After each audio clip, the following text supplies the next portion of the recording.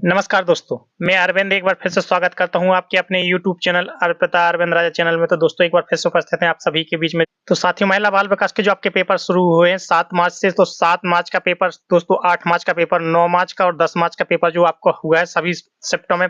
तो सभी शिफ्टों में जो पेपर हुए उन पेपरों में उन शिफ्टों में जो पेपरों में जो क्वेश्चन आंसर पूछे गए साथियों, उन प्रश्नों में से कुछ क्वेश्चन जो कि आपके सामने बोला था कि रिपीट होंगे दोस्तों, तो कुछ क्वेश्चन जो कि आपके रिवाइज हुए और कुछ क्वेश्चन जो कि आपके नए पूछे गए साथियों। तो सभी क्वेश्चंस जो आपके पूछे गए उन सभी क्वेश्चनों में से बहुत से इंपॉर्टेंट क्वेश्चन आज की वीडियो में हम आपको कराने वाले हैं। तो वीडियो में पूरा एंड तक बने रहें साथियों। वीडियो को लाइक शेयर और चैनल को सब्सक्राइब जरूर कर लें साथियों। हम आपको प्रत्येक दिन प्रत्येक शिफ्ट के पेपर सेट के क्वेश्चन आंसर आप सभी के बीच में लेकर आएंगे दोस्तों। तो आपने चैनल को सब्सक्राइब जरूर कर लें। तो आज के दोस्तों वीडियो में आगे बढ़ते हैं, बात कर लेते हैं जो कि आपके पेपर सेट में जो कि आपके पेपर में आपसे क्वेश्चन पूछा गया है साथियों। 7, 8, 9, 10 मार्च को जो पेपर हो चुके हैं उन पेपरों में जो क्वेश्चन पूछे गए वो सभी क्वेश्चन ही हम आपके आज के वीडियो में लेकर आए। तो बात कर लेते हैं दोस्तों पहले क्वेश्चन की।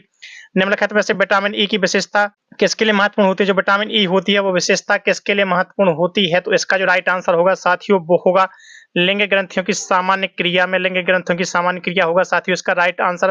तो दोस्तों जैसा कि हमने बताया वीडियो के शुरू में कि आज की वीडियो में हम आपको ऐसे क्वेश्चन लेके आए हैं साथियों जो कि आपके विगत 3 या 4 दिनों में जो पेपर हुए हैं वो आपके पूछे गए क्वेश्चन, पूछे गए क्वेश्चन ही हम आपके वीडियो में लेकर आए हैं साथियों। और क्वेश्चन आपके आगे भी रिपीट किए जा सकते हैं। तो कोई भी क्वेश्चन कोई भी वीडियो मिस मत करिए साथियों। हम आपको पूरी तैयारी आपको करवा के देंगे, पूरे क्वेश्चन आपको देंगे दोस्तों जो कि आपके क्वेश्चन पेपर में पूछे जा रहे हैं। तो अगला क्वेश्चन आपसे पूछ लिया गया था, पोलियो रोग किस प्रकार के जीव के कारण होता है?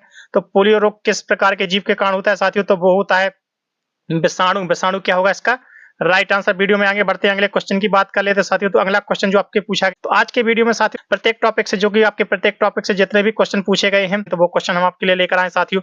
तो वो क्वेश्चन हम आपके करवा रहे हैं। तो बात कर लेते हैं दोस्तों अगले क्वेश्चन की। निम्नलिखित में से शहद मुख्यतः होते हैं? तो शहद क्या होते हैं साथियों? तो शहद होते हैं कार्बोहाइड्रेट। कार्बोहाइड्रेट क्या होगा साथियों इसका राइट आंसर। अगले क्वेश्चन की तरफ बढ़ते हैं। अगले क्वेश्चन की बात कर लेते हैं, टाइफाइड से मनुष्य का शरीर निम्न में से कौन सा प्रभावित होता है? तो टाइफाइड के कारण मनुष्य के शरीर का कौन सा अंग प्रभावित होता है? तो वो होता है साथियों आंत। आंत क्या होगा इसका राइट आंसर। तो ये सभी वो क्वेश्चन है जो कि आपके पेपर में पूछे गए हैं और 7, 8, 9, 10 मार्च को 4 डेट में जो पेपर हुए हैं इन 4 डेट में किन्हीं ना किन्हीं शिफ्ट में आपके पेपर आ चुके हैं साथियों। और आगे भी इनमें से कोई ना कोई क्वेश्चन रिवाइज होकर जरूर आएंगे। तो कोई भी क्वेश्चन कोई भी वीडियो मिस मत करिए साथियों। बात कर लेते हैं अगले क्वेश्चन की। एलिसा जांच इनमें से किस रोग की पहचान कराती है? एलिसा जांच जो होती है साथियों किस रोग की पहचान के लिए की जाती है? तो वो की जाती है साथियों एड्स के लिए। जो सभी क्वेश्चन हमने आपको करवाए, जो करवाए गए क्वेश्चन है वही आपके रिपीट हुए हैं, वही आपके रिवाइज कराए गए क्वेश्चन रिपीट हो रहे हैं आपके। तो क्वेश्चन कोई भी मिस मत करिए। हम आपसे बार बार बोलते आ रहे हैं, शुरू से बोलते आ रहे हैं साथियों कि क्वेश्चन आपके रिपीट होंगे और क्वेश्चन आपके रिपीट हो रहे हैं साथियों आपके पेपर सेट में।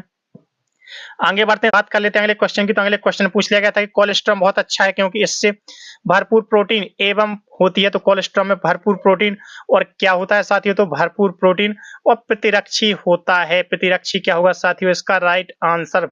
अगले क्वेश्चन की बात कर ले तो अगले क्वेश्चन पूछ लिया गया कि निम्नलिखित में से किसे छोड़कर सभी आईसीडीएस योजना के तहत लाभार्थी होते हैं? तो शारीरिक दिव्यांग व्यक्ति को छोड़कर बाकी सभी क्या होते हैं साथियों आईसीडीएस के तहत लाभार्थी होते हैं, चाहे वो 0 से 6 वर्ष के बच्चे हों, गर्भवती महिलाएं हों, स्तनपान कराने वाली महिलाओं, सभी क्या होती हैं आईसीडीएस के तहत लाभार्थी, सिर्फ शारीरिक दिव्यांग व्यक्ति को छोड़कर।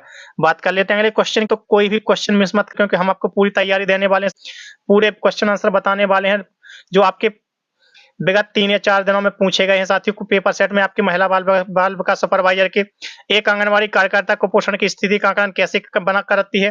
तो एक कार्यकर्ता होती है कुपोषण की स्थिति का आकलन कैसे करती है? तो इसका राइट आंसर आपको बताना साथियों तो वो होता है उम्र के लिए वजन। यानी बच्चा जिस उम्र का भी होता है उस उम्र के अनुसार उसका वजन हो सही हो तो वजन के अनुसार ही उसकी कुपोषण की स्थिति का आकलन करती है साथियों। बात कर लेते हैं अगले क्वेश्चन की। अगले क्वेश्चन में साथियों पूछा गया है आप सभी से एग्जाम में, सूक्ष्म पोषक तत्वों में क्या शामिल होते हैं? तो सूक्ष्म पोषक तत्वों में क्या शामिल होते हैं? तो सूक्ष्म पोषक तत्वों में शामिल होते हैं वो होते हैं साथियों खनिज और विटामिन। खनिज और विटामिन क्या होंगे इसका राइट आंसर। अगले क्वेश्चन की तरफ बढ़ लेते हैं, अगले क्वेश्चन की बात कर लेते हैं। तो अगले क्वेश्चन में पूछ लिया गया था, क्वाशियोरकर नामक कुपोषण संबंधित विकार किसके कारण होता है? जो क्वाशियोरकर नामक कुपोषण संबंधित विकार होता है वो किसके कारण होता है? तो आप सभी को बताना, जो आपके 4 ऑप्शन दिए गए इनमें से किसके कारण होता है?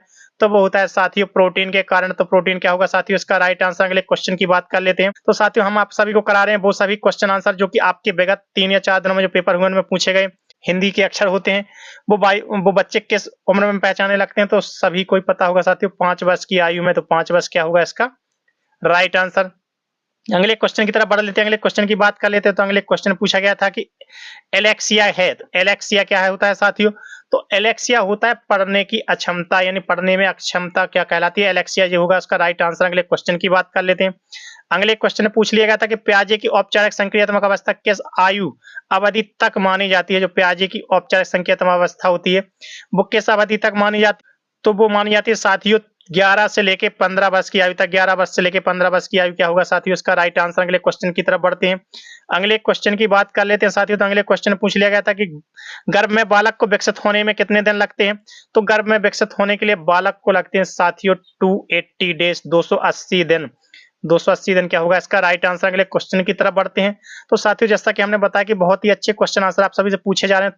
थोड़ा सा बाल विकास थोड़ा सा टफ आ रहा है साथियों, बाल विकास के क्वेश्चन आंसर टफ आ रहे हैं। तो बाल विकास के क्वेश्चन जिन सभी साथी मित्रों ने नहीं देख, टोटल 600 क्वेश्चन कंप्लीट कराए हैं बाल विकास और शिक्षा शास्त्र के, जो कि अपने चैनल अर्पिता अरविंद राजा के चैनल के वीडियो के प्लेलिस्ट पर सभी वीडियो डले हुए हैं दोस्तों। तो वो सभी वीडियो देखकर 600 क्वेश्चन कंप्लीट करके अपनी बाल विकास पूरा कंप्लीट कर सकते हैं। बात कर लेते हैं अगले क्वेश्चन की।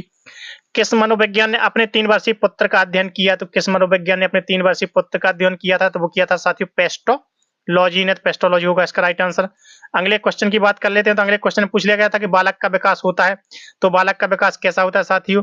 तो जो गर्भ में बालक का विकास होता है तो वो होता है सिर से पैर की ओर। सिर से पैर की ओर क्या होगा इसका राइट आंसर।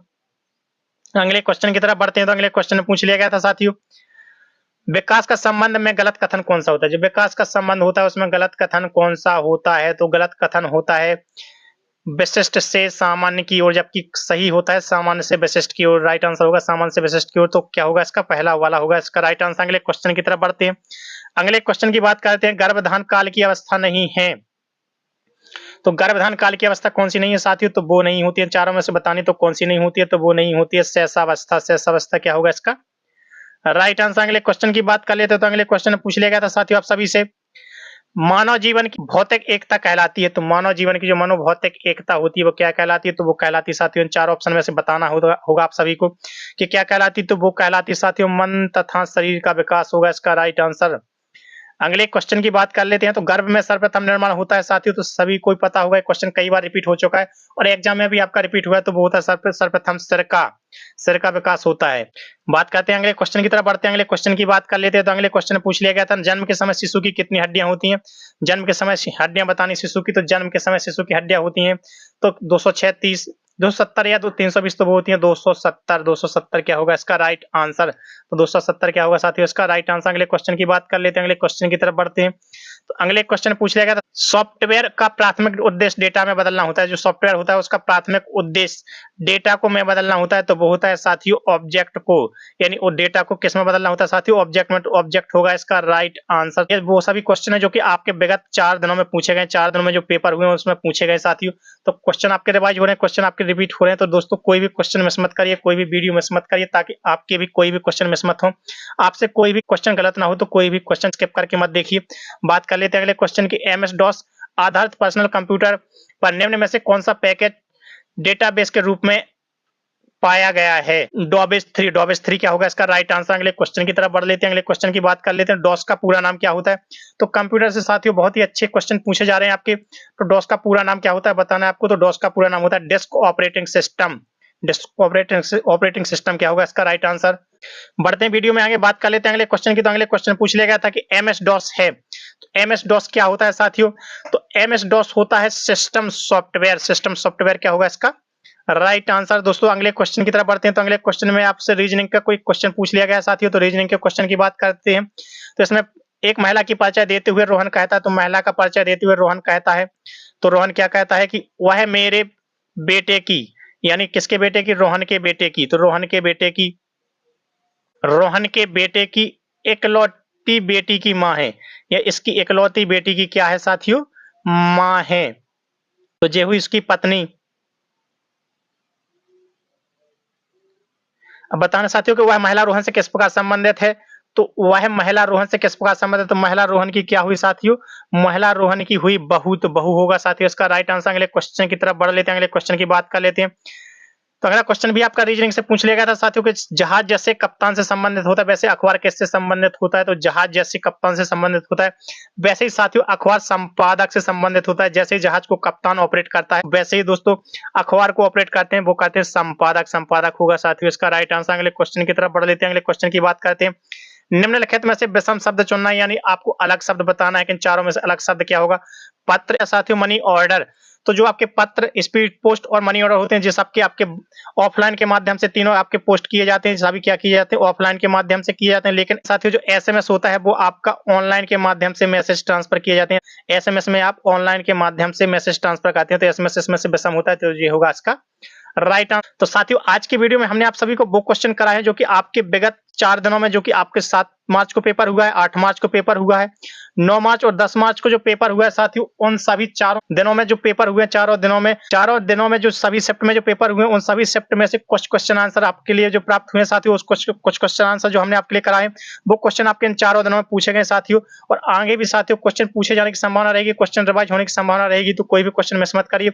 और आगे जो पेपर सेट होते जाएंगे साथियों, उन पेपर सेट से हम आपके लिए क्वेश्चन आंसर लेकर आते रहेंगे दोस्तों। वीडियो आपके साथ शेयर करते रहेंगे दोस्तों, क्वेश्चन आंसर शेयर करते रहेंगे। तो प्रत्येक वीडियो प्राप्त करने के लिए चैनल को सब्सक्राइब कर लीजिए, वीडियो को लाइक कीजिए और अपने दोस्तों के साथ शेयर कीजिए। दोस्तों मिलते हैं कल एक नए पेपर सेट के साथ, एक नए वीडियो के साथ, एक नए क्वेश्चन आंसर की सीरीज के साथ। तब तक के लिए धन्यवाद। जय हिंद दोस्तों।